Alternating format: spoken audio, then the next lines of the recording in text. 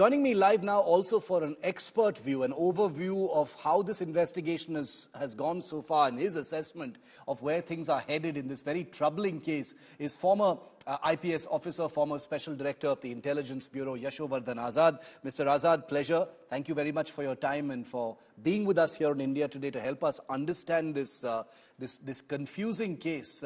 Sir, I'd like to start by asking you, it's been 8 days. First, I want to talk to you about the chief suspect who's emerged in all these CCTV videos. Troubling details, sir. Appears to be professionally trained in avoiding CCTV, but has been tracked moving from Bengaluru to Tumkuru to Andhra Pradesh and finally disappearing somewhere in Bhatkal. This kind of came out of the blue, sir. Your opening kind of assessment as far as where things are with this case. Shiv, let me start by saying that the choice of the restaurant, which is one of the most popular ones, the choice of the timing itself, creating an ID blast were clear markers of a terrorist stand, And when you talk about a terrorist angle in a case in Karnataka, then immediately two organizations come to your mind, the PFI and the ISIS. And I'd said it on the opening day itself that these two needed to be watched very, very carefully, because what is happening right now is that the Simi cadres, moved seamlessly into PFI. Some of them moved into ISIS. So these are the people who have complete knowledge of whether it's bomb fabrication, about the use of weapons, because you remember they've had their training camps, and also in the use of explosives. In this particular case, the CCTVs, as you rightly said, the way that the fellow was hiding his face and not giving a complete picture meant obviously that this guy has been trained a little.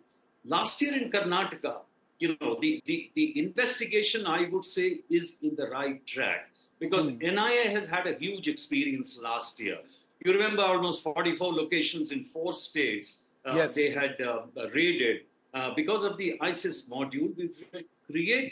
Meant to create acts of terror like this. Another thing which is very, very critical and why the investigation is moving in this direction is the radicalization of the ordinary criminals by the terrorists in jails. And there was another case in Karnataka where 4 of them were caught with even satellite phones, weapons, etc., etc. So in this Ballari module, which is a very, very important module with the catching of this guy Minaz, I think, as you mentioned, is very crucial for this, because they might be in custody, they might have been arrested, but a detailed interrogation might, reveal a lot of details. But one thing is true, the main man has not been caught, and that is a little disturbing. I do hope with extended interrogation of these 4, there are some clues and there are some leads. Already NIA has announced a reward of 10 lakhs. Is that, Mr. Azad, is that why it is so difficult to find this man? Even with all the technology that we have, tracking data, etc., mobile phones, satellite imagery, etc., that it's so difficult to track a person even when you have their picture, sir? 2, 3 things in this, First of all, mobiles, they are such experts that they keep throwing the SIMs away after making a call, or they are using, public telephone booths and things like that. And in the CCTV, there is only one shot which is available in which you can have a picture. Now, if you use the facial identification system, it works, it does not work. But they have found one link somewhere else when he was catching a bus or something. So it is still difficult, because the images which are coming to you, these are hybrid militants. He could be a normal man doing something during the day and radicalized and doing such activities at night. So it's difficult to find. You can't match it with your database which you have. That is the critical problem, and that is why there is a difficulty in catching this guy.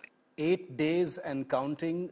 4 people have been detained, as Yashovardhan Azad correctly says. Hopefully, that will lead to the arrest of this chief suspect who's been caught on camera. Mr. Azad, thank you very much for your time and giving us your wisdom on this unfolding story. Remember, the Rameshwaram Cafe will be opening very, very shortly after 8 days since that blast.